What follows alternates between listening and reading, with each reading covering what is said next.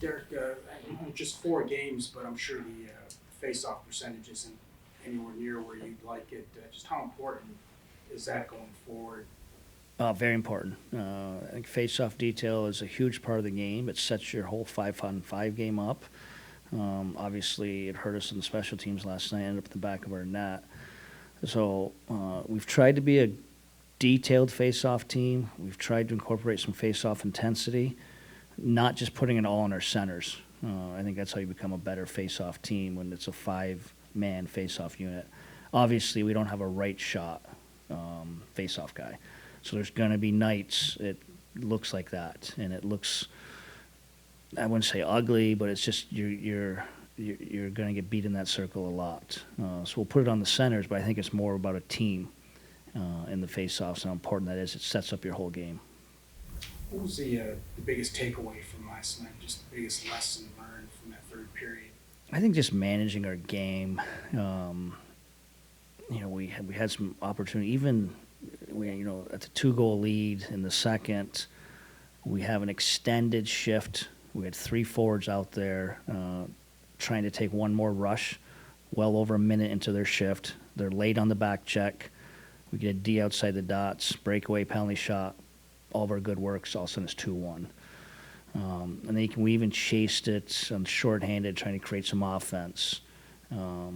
A broken D-zone play in the first 5 minutes of the second, simple, correctable mistake, ends up in the back of our net. Now it's 3-2. I just think opportunities like that to manage your game. Yes, we had a ton of opportunities to get that 4th goal to probably ice it, but it should not have, came down to that. Managing our game prior to that, I think, is the message. So, we told the guys we want to be in this situation a lot this year, and we want to be able to manage it. And we were in this situation on the road in New Jersey, managed it well, and last night we didn't. Big picture, you would have told me we would have went into any arena and taken a point in a home opener. It's just something different. You saw us, how we reacted in our home opener. I mean, we smothered Montreal. There's just a little extra energy there. We were taking the point, but not like that. We gave that point away last night. On the to follow up on his face-up question, when it's obviously it may seem obvious left, right, but what are some of the other intricacies of why a right shot center would be better versus a left shot center in various? Yeah, just on your strong hand. I mean, it's you see how important it is with how coaches handle it. Everyone has their best guy in their right, correct face-off down, how important it is. But to me, it's beyond that. It's executing. If you go back to our 3rd goal, we executed on a D-zone face-off, if you recall. We go all the way down the ice. That turns into zone play, then they iced it. And then we turn around on the next face-off. We execute on the forecheck. All of a sudden, it's in the back of their net. So that's just the importance of face-off. So, yes, obviously it's on the center. You're going to be up against it at times, right shot, left shot. But, again, we can do a better job with all 5 guys. There's a reason the NHL came up with a rule of picking your own face-off dot to create more offense. So there is something to do with those dots and what hand you're at. How much do you use the data you guys now have on the bench to pick guys in? A lot. Balance of feel versus... Especially with all our lefties. There's sometimes lefties are going better in their offhand than others. And sometimes we've had some nice face-offs in that opposite dot. So yes, that's a big part of it.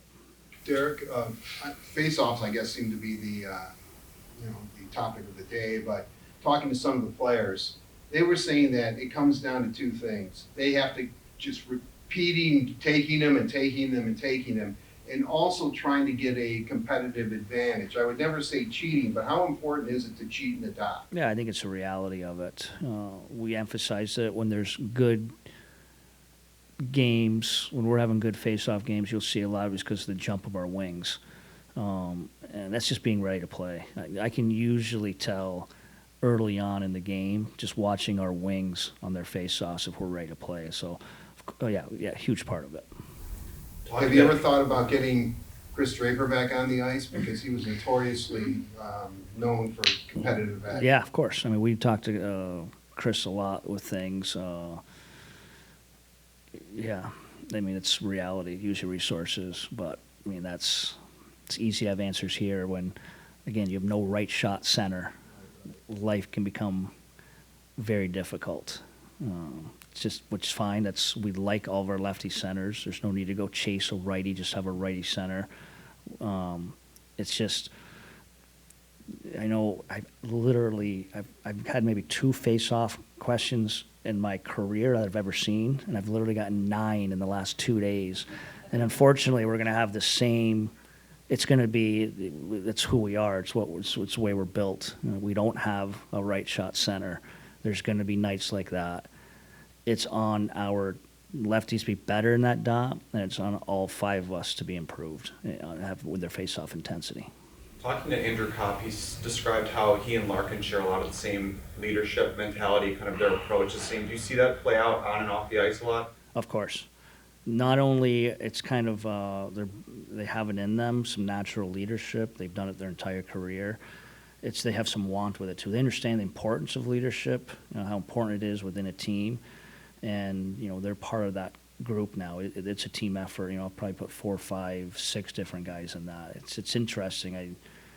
Interesting in talking with Kopp in the recruiting process, how he was Dylan's captain in Michigan, and they've kind of flipped the role. So I think that's pretty cool. But that's something they take very seriously, and it's something they're still looking to develop. How valuable is that, just to have those 2 really steady-headed guys for a team that's full of young players as well? Yeah, huge. I mean, every team that ends up having any kind of success at all, you can point right to the leadership group. It usually comes from the room, and it starts with those 2 guys. It seems like this is Ducks are basically 3rd Western Conference team in a row that are kind of similar spots to where you talked about before the season being want to play competitive games near the end of the season. And is that type of teams you can kind of use as a test for now, long term, just this kind of group of, since they're in similar spots to where you guys are building as a franchise? Yeah, because that's a great question, because there's a lot of that big picture there, of course. Like, again, it's all about us rounding out our game, improving our game in all kinds of areas, trying to fill holes. But, of course, you run into some of these teams in similar situations. Our goal is to go up in this league, improve in this league. And there's games and points out there that you want to try to get. And, it's every single night. But, of course, when you're playing these teams kind of on the same trajectory of you, they take some more meaning to them for sure. Dylan's fine.